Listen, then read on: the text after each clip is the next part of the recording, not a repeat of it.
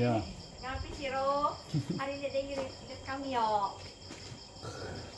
Tidak nyala kok.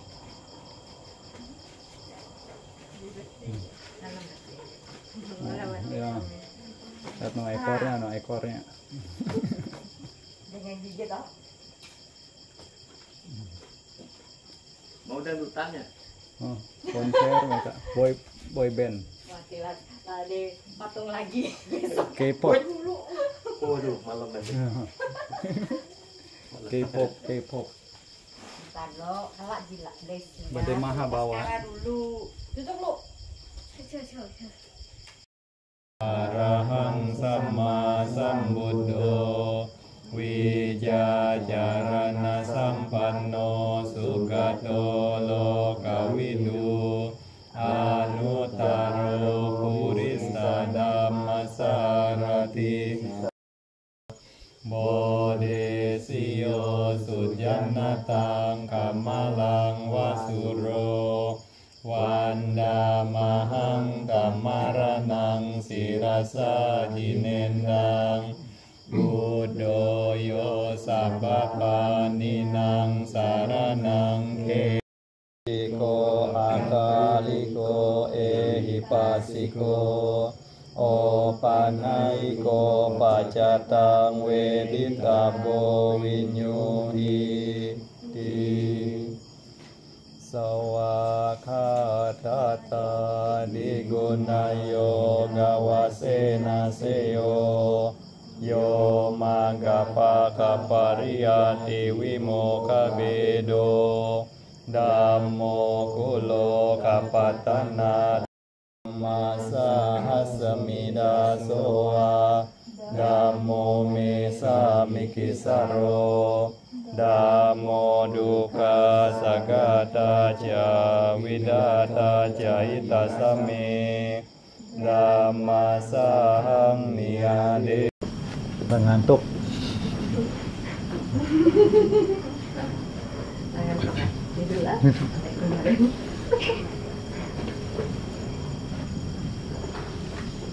Ini sudah uposatha keberapa ini dalam masa wasa?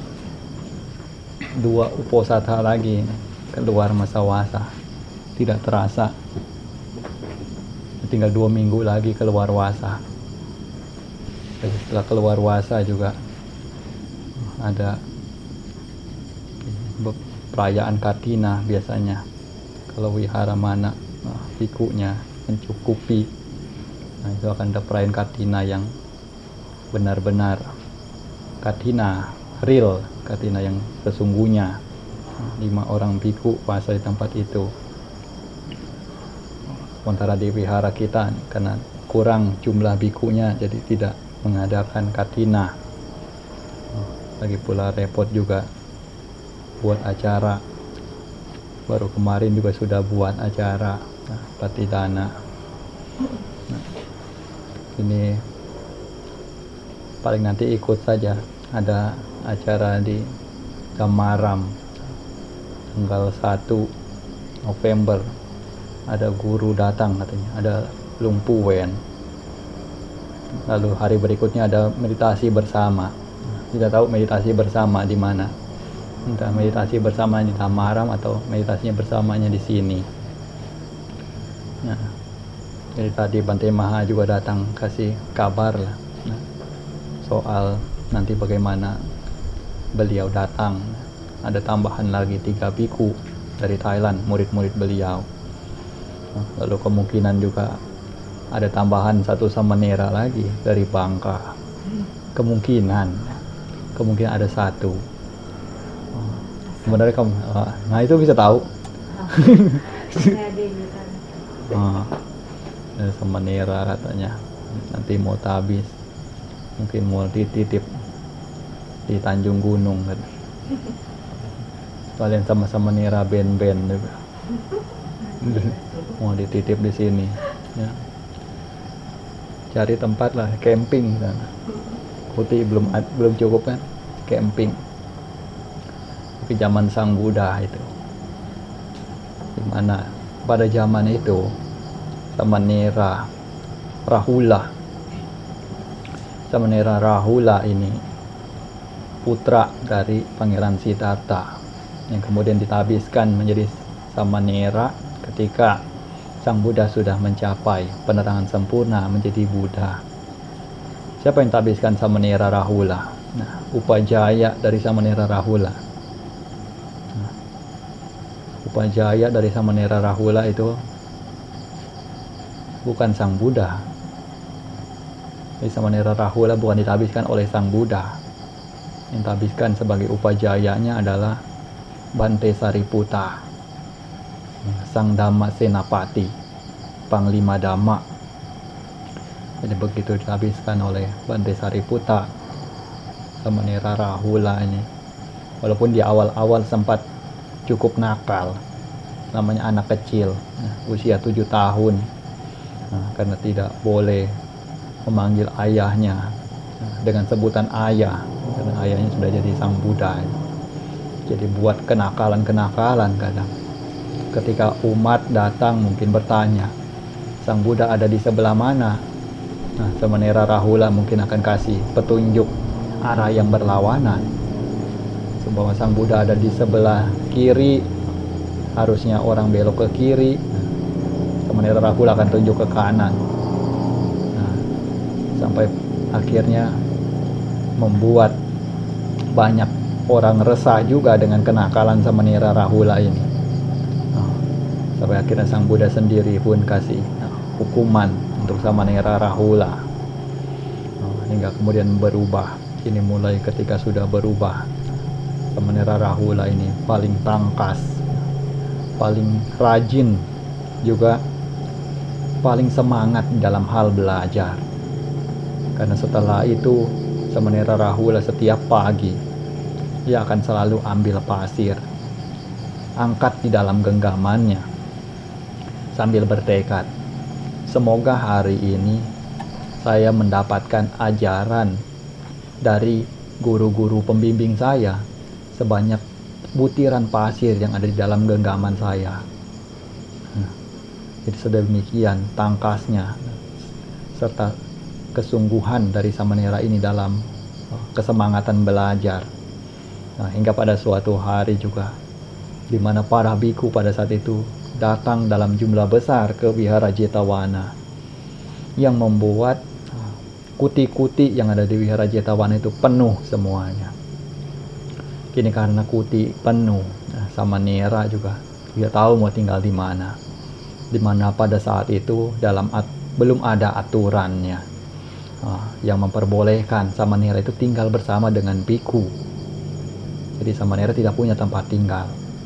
Sampai akhirnya Samanera Rahula tidur di toilet. Nah, toilet dekat kuti Sang Buddha. Akhirnya sampai pada pagi hari itu, Sang Buddha menemui hal demikian. Beliau menyaksikan demikian, di mana Samanera Rahula yang adalah putranya sebelumnya sampai harus tidur di toilet. Beliau pun terpikir, oh, Samanera Rahula saja sampai seperti ini, lalu bagaimana nanti Samanera di masa depan? Kalau tidak ada kuti untuk tinggal, mau tidur di mana? Nah, akhirnya Sang Buddha pun langsung panggil rapat sangha, para biku-biku yang cukup terkemuka pada zaman itu beliau kumpulkan untuk adakan rapat menentukan aturan. Akhirnya disitulah Sang Buddha tetapkan peraturan untuk memperbolehkan seorang biku bisa tinggal bersama satu atap dengan Samanera selama paling maksimal 3 malam. Jadi hanya dapat tinggal sama-sama itu 3 malam. Begitu malam terakhir ketika matahari mau terbit itu harus pindah dulu, cari tidur tempat lain dulu, nanti baru tidur lagi bisa bareng-bareng lagi 3 hari lagi, bukannya terus-terusan. Ini aturannya yang Buddha tetapkan. Dengan umat awam juga demikian, aturan 3 malam, terkecuali dengan perempuan. Kalau dengan perempuan tidak bisa satu atap walaupun hanya 1 malam, itu tidak diizinkan. melanggar peraturan pacitya. Tapi kalau laki-laki bisa, tapi hanya 3 malam paling maksimal di saat fajar terbit. Kalau sampai hari keempat, baru dikenakan pelanggaran.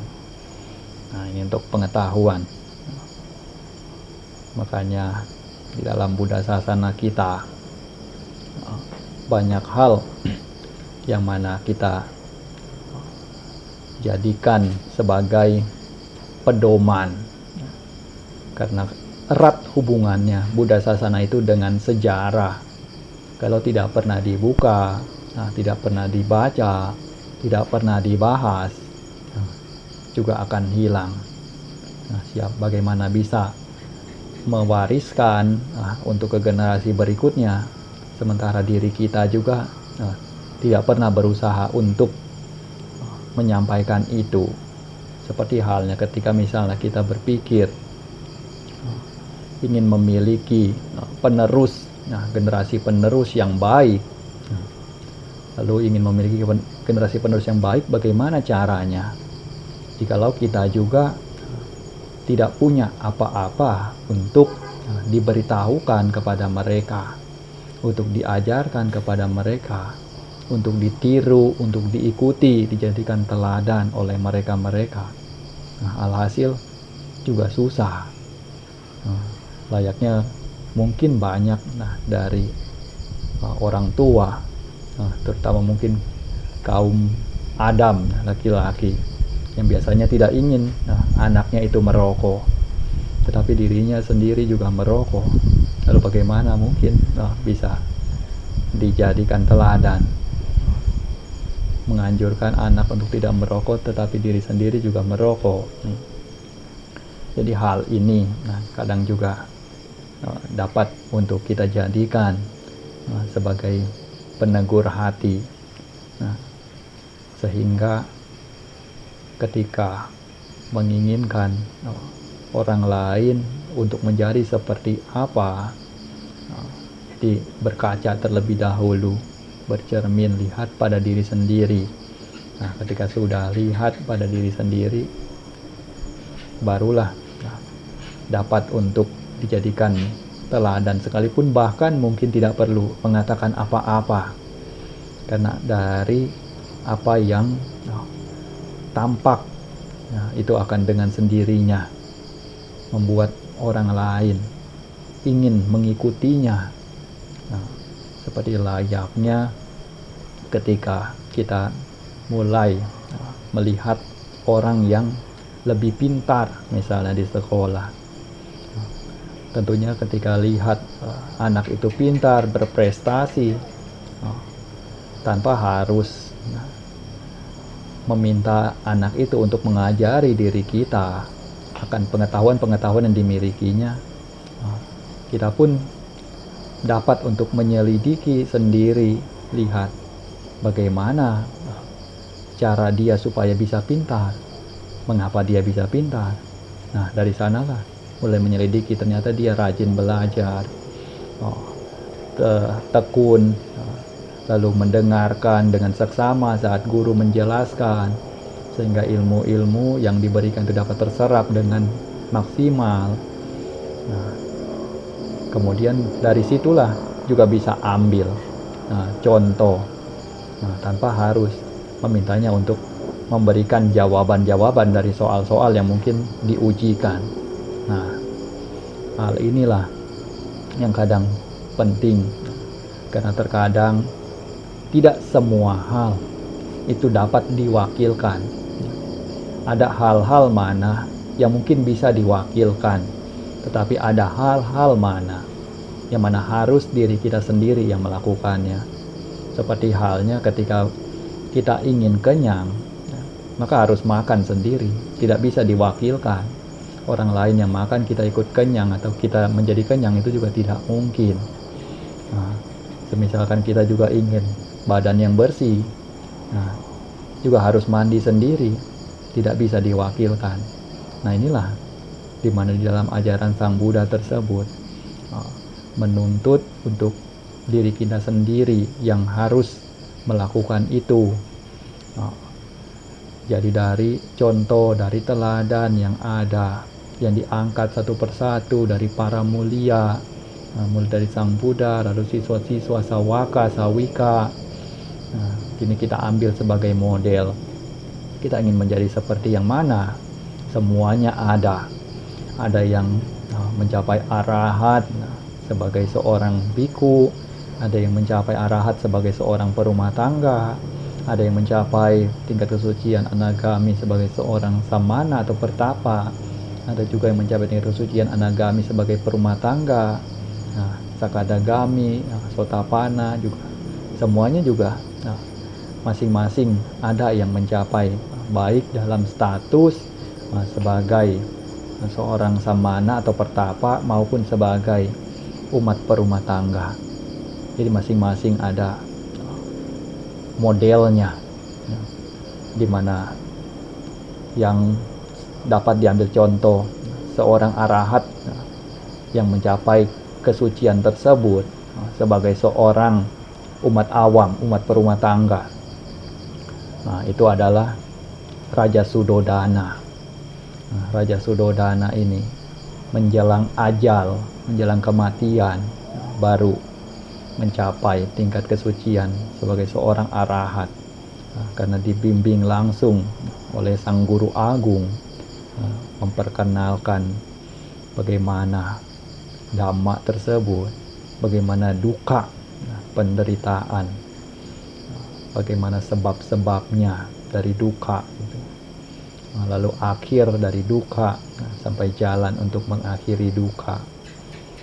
Rasanya tidak ada yang terlalu terlambat, walaupun pada saat itu Raja Sudodana sudah tidak punya tenaga besar untuk latihan secara berat atau secara keras, jangankan untuk duduk meditasi, untuk berbaring pun rasanya juga sudah benar-benar tidak tenang, tetapi bisa untuk mencapai tingkat kesucian tertinggi. Jadi dalam hal ini kita juga lihatlah contoh-contoh tersebut, bahwa di dalam Buddha Sasana tidak ada hal yang tidak mungkin. Bukan berarti tenaga sudah tidak ada lalu habis semua, tidak ada peluang, tidak mungkin. Jadi tidak bisa dikatakan demikian, karena yang namanya bekal parami, karma baik, timbunan kebajikan dari masing-masing orang itu tidak kelihatan oleh mata kepala. Namun itu ada, dan ketika memang sudah waktunya untuk berbuah, ya pasti akan jatuh layaknya buah yang sudah masak dari pohonnya. Lambat laun, cepat atau lambat juga akan jatuh dari pohon itu. Ini juga demikian, ketika karma baik sudah waktunya juga akan masak, maka cepat atau lambat juga akan memberikan hasilnya.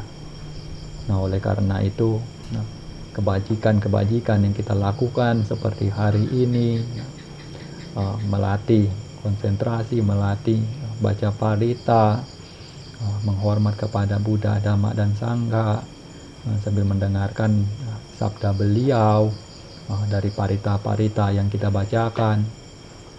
Itu keseluruhannya merupakan bekal-bekal kecil untuk nantinya menjadi timbunan yang tak ternilai harganya.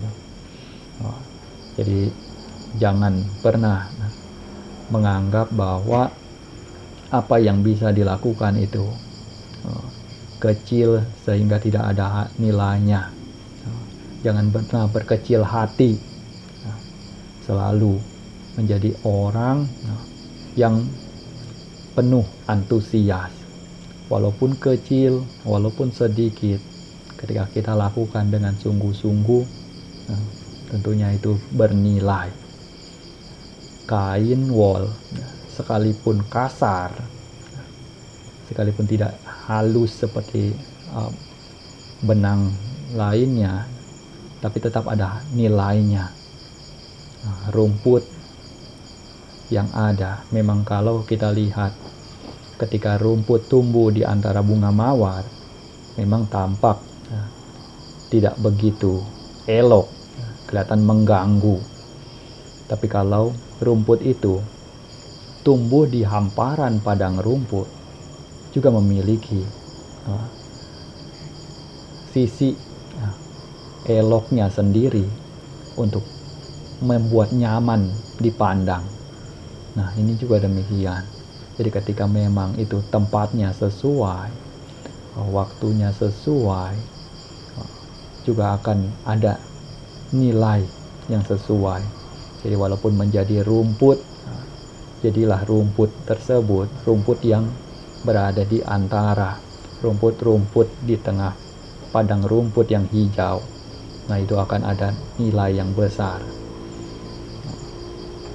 Jadi dari sini kita belajar Dhamma, belajar untuk lebih mendalami apa yang tidak terlihat oleh mata kepala, berusaha untuk mendalami apa yang dapat dirasakan oleh batin atau pikiran, yaitu bagaimana caranya supaya bisa membuat pikiran itu bahagia.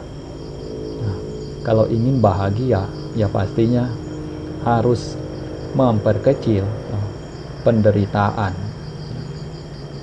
mempersedikit penderitaan. Seperti ada juga yang memiliki anggapan bahwa sesungguhnya tidak ada yang namanya dingin. Yang ada itu adalah panas yang berkurang. Sama juga seperti tidak ada yang namanya bahagia. Yang ada itu adalah penderitaan yang berkurang. Jadi kalau misalnya mungkin orang-orang yang cukup pintar dalam ilmu sains, sesungguhnya kalau misalnya lihat dalam teorinya, dingin itu kan tidak ada. Yang ada panasnya itu suhu yang berkurang, terus menerus dari suhu normal sampai ke 0 derajat. Nah, itu 0 derajat jadi beku, berkurang lagi ke -1, -2, jadi dingin. Nah, sebenarnya bukannya dingin kan, tapi karena memang tidak ada panas, panas yang berkurang. Nah, ada juga yang umpamakan dengan penderitaan dan kebahagiaan, bahwa sesungguhnya kebahagiaan itu tidak ada. Yang ada adalah penderitaan yang berkurang, berkurang sedikit demi sedikit, atau bahkan berkurang sampai habis seluruhnya. Itu jadi kebahagiaan tertinggi. Nah, jadi dengan ini semua kita diajarkan oleh Sang Buddha, sudah diberitahukan bagaimana kehidupan ini, duka itu seperti apa, kelahiran, usia tua, sakit, kematian, berkumpul dengan yang tidak disenangi, berpisah dari yang dicintai, tidak memperoleh apa yang diinginkan. Yang mana keseluruhannya itu adalah penderitaan.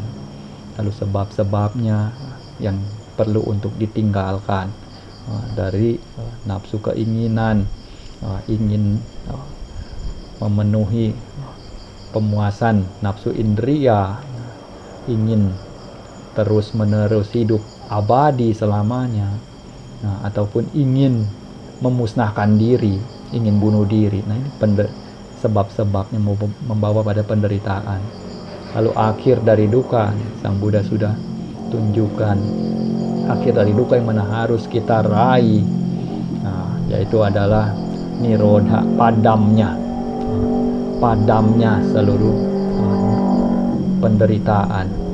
Kita disebut padam, layaknya api yang terkena air, padam, habis. Lalu kemudian jalan, bagaimana jalan mengakhiri duka itu? Nah, tidak ada jalan lain, hanya ada satu jalan. Maka Sang Buddha hanya mengajarkan satu jalan, hanya Majjhima Patipada, jalan tengah.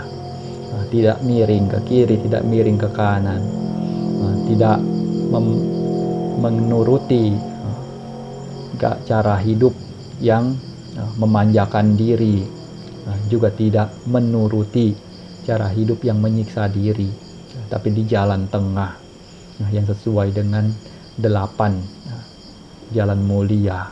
Nah, jalan mulia beruas 8, satu jalan tetapi ada 8 ruas. Nah, mulai dari pandangan benar, pikiran benar, ucapan, perbuatan, mata pencarian, daya upaya benar, perhatian benar, serta konsentrasi benar. Nah, inilah yang semestinya kita jadikan sebagai acuan bagi diri kita di saat merenungkan untuk belajar dan praktek Dhamma. Nah, jika dapat melaksanakan ini sesuai dengan apa yang Sang Buddha itu tunjukkan, sudah pasti juga tujuan akhir juga akan dapat diperoleh, sama seperti halnya ketika kita sudah menetapkan titik tujuan pakai GPS, lalu mengikuti navigasi yang ada, cepat atau lambat, walaupun kita mungkin tidak pernah ke sana, tetapi kita tetap mengikuti jalur yang memang sudah ada, ya juga pasti akan tiba di sana. Nah, ini juga demikian, di mana Sang Buddha sudah beritahukan petanya seperti apa, jalannya seperti apa. Kita tinggal bagaimana diri kita menjalani itu semua. Tetapi tentunya bukanlah jalan yang mudah, tetapi bukan juga jalan yang mustahil. Nah, jadi tetap semangat kuncinya, terus berusaha layaknya seorang bayi yang mana ketika berusaha untuk belajar bisa berdiri, seorang bayi harus jatuh berkali-kali, mau bangun lagi jatuh lagi, bangun lagi jatuh lagi, tapi bangun jatuh bangun juga sambil tertawa. Karena bayi riang gembira dia, walaupun jatuh dia tetap mau bangun lagi. Nah, semestinya kita juga melatih kesemangatan atau wirya. Nah, itu seperti itu. Walaupun sakit, saat jatuh, juga tetap berusaha untuk tersenyum, untuk melanjutkan lagi perjuangan. Nah, selanjutnya duduk meditasi, ambil posisi duduk bersila, seperti Rupang Buddha, dengan kaki kanan di atas kaki kiri, tangan kanan di atas tangan kirinya diletakkan di pangkuan. Tegakkan badan, luruskan, tidak miring kanan kiri, tidak miring depan belakang. Lalu tutup mata, konsentrasi, karena mata sudah ditutup. Ini yang dapat diamati, selain daripada apa yang didengar, juga ada di bagian ujung hidung nafas yang masuk dan keluar, yang akan terasa lebih jelas tentunya, karena perhatian dari indria matanya sudah ditutup. Ini perhatikan nafas masuk, nafas keluar. Nafas masuk, ingat kata Bud, nafas keluar, ingat kata Do. Buddho, Buddho, Buddho. Tidak perlu macam-macam, tidak perlu berpikir ini itu, tidak perlu mengatur nafas juga. Biar nafas bekerja secara alami. Kalau diatur nanti akan ngos-ngosan sendiri. Jadi biarkan nafas itu alami. Tugas kita itu hanya sekedar mengetahui siapa yang masuk, siapa yang keluar. Layaknya satpam atau penjaga pintu, cukup di depan pintu itu tahu siapa yang masuk, siapa yang keluar. Tidak perlu tanya siapa yang masuk mau apa. Tidak perlu tanya juga siapa yang keluar itu alasannya apa. Hanya cukup tahu yang masuk dan yang keluar. Nafas masuk, tahu kalau nafas masuk, nafas keluar juga tahu kalau nafas keluar. Nah, terus menerus perhatikan sampai nanti tiba waktunya. Nah, kalau sudah saatnya keluar dari samadhi,